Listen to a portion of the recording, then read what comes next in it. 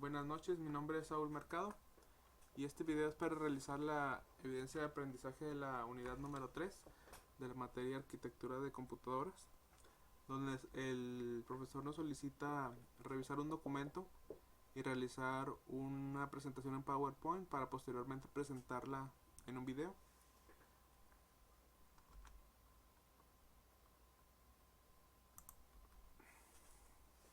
Nos dice: descubriendo el sistema de entrada y salida. Entender el sistema de entrada y salida es complejo, ya que intervienen varios componentes del mismo, que en el caso del sistema utilizado en el laboratorio son el procesador ARM, el System on Chip, la placa sobre la que está soldado el chip y la placa de expansión. Los fundamentos del sistema de entrada y salida. El computador lo único que sabe hacer es leer instrucciones de la memoria y ejecutarlas en la CPU. Instrucciones que sirven para realizar operaciones aritméticas básicas sobre los registros, cargan datos de memoria sobre registros, llevan datos de registros a memoria. En el ejemplo de la figura 6.1 podemos ver el controlador. Está entre el CPU y el periférico. Este le ayuda a interpretar al periférico las operaciones del CPU. En pocas palabras, es el traductor entre los dos dispositivos, el CPU y el periférico. Fundamentos del sistema de entradas y salidas. En el caso del LED, el circuito controlador podría ser similar al mostrado en la figura 6.2. Para encender el LED, el computador debe escribir un 1 en el biestable, lo que hará que el LED se polarice en directa y deje pasar la corriente a través de la resistencia. Si el computador recibe un 0, la corriente dejará de pasar, o sea, queda apagado, y el LED dejará de funcionar. O sea, todo está en este biestable, que está hecho de compuertas lógicas. Sistemas de entradas y salidas de la placa. La arquitectura ARM usa entradas y salidas mapeadas en memoria, por lo que al acceder a los dispositivos consiste en ejecutar instrucciones de lectura y escritura a las direcciones adecuadas. El ARM 1176 tiene soporte para memoria virtual. Si lo activamos, las direcciones virtuales generadas por el procesador son traducidas a direcciones físicas para la MMU interna de la ARM. Controlador de pines. La placa dispone de 54 pines de uso general.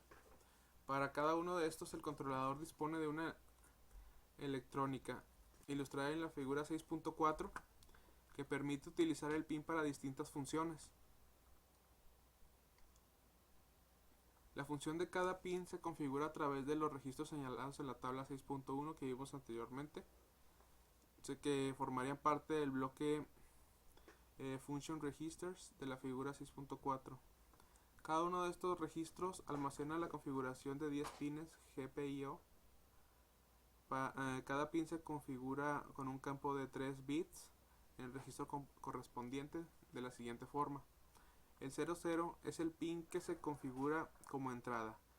En este caso podemos ver la tensión en el pin correspondiente a un 1 o un 0 lógico, o sea, encendido o apagado. El pin 001 se configura como sólida. En este caso podemos escribir un valor 01 y esto pondrá el pin en verdad. Otra configuración alternativa generalmente implica que alguna señal interna del chip se hace accesible al exterior a través de un pin. Aquí tenemos la Raspberry. Dice: la figura 6.6 representa la placa Raspberry PI1 revisión BB+.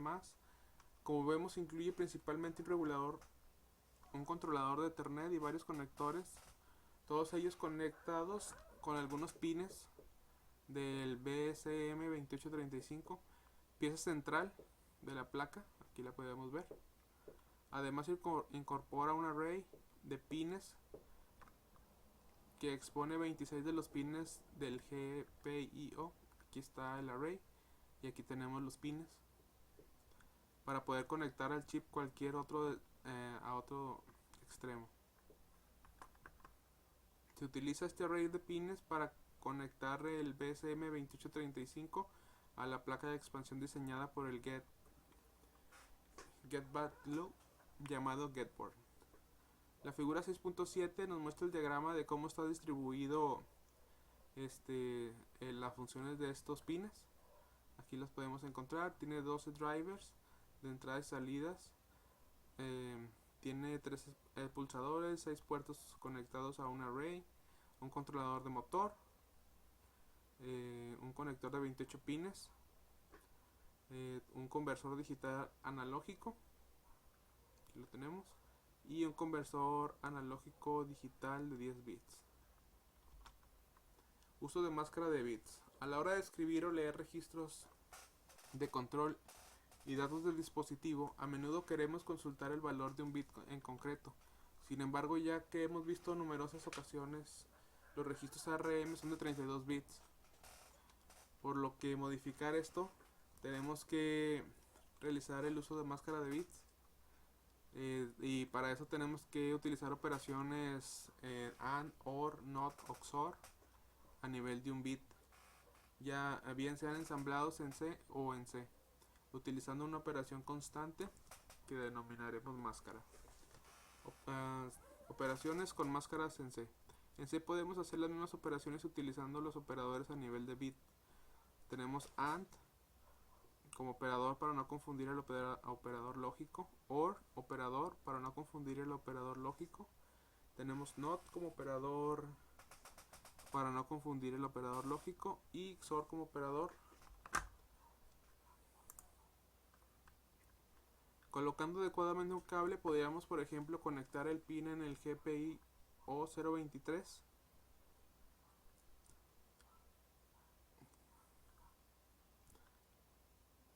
a la entrada del puerto E de entrada y salida número 1 de la GetBoard, configurando dicho pin como entrada y activando su pull-up. Podríamos leer el estado del pulsador. También podríamos, por ejemplo, usar otro cable para conectar en el GPI O17 a la entrada del puerto 4 de la GetBoard. Configurando dicho puerto como salida podríamos encender o apagar el LED. Ejemplo de programación. Aquí podemos ver un ejemplo de cómo se programa el encendido y apagado de un LED. Aquí lo tenemos, cómo va la programación para hacer la entrada y salida del encendido y apagado del LED.